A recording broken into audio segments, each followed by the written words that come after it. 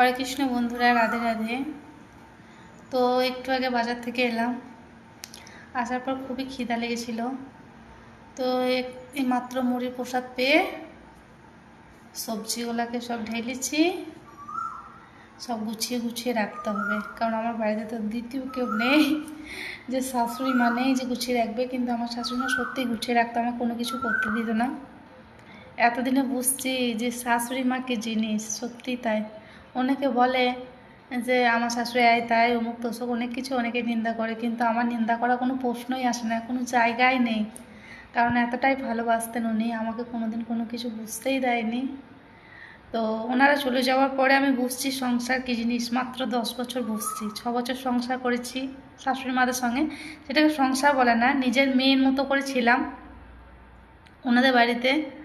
আর এখন আমি বুঝছি, এই 10 বছর বুঝে গেলাম যে সংসার কাকে বলে।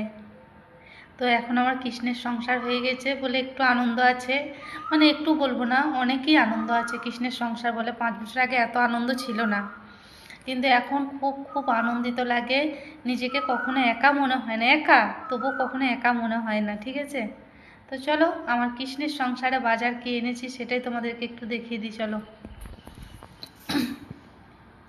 এই যে দেখো, কাঁচা লঙ্কা, কিন্দুরি, তারপর আদা, ভেন্ডি, করলা, লাফা, পটল, শসা, বেগুন, আর ওইটা হচ্ছে ইঁচড়, আর ওখানে আছে নটকন পাতি, আর এখানে একটু মুড়ি, আর এখানে আছে আমার গোপুর সোনাদের জন্যে ফল, দই, মিষ্টি এসব আছে।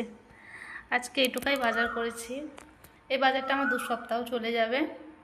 সামনের সপ্তাহ তো আর যাবো না বাজার করতে, এ আর নিয়ে চলে এলাম, ব্যাস একবার যাই।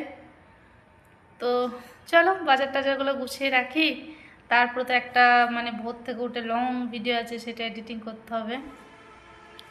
টাটা।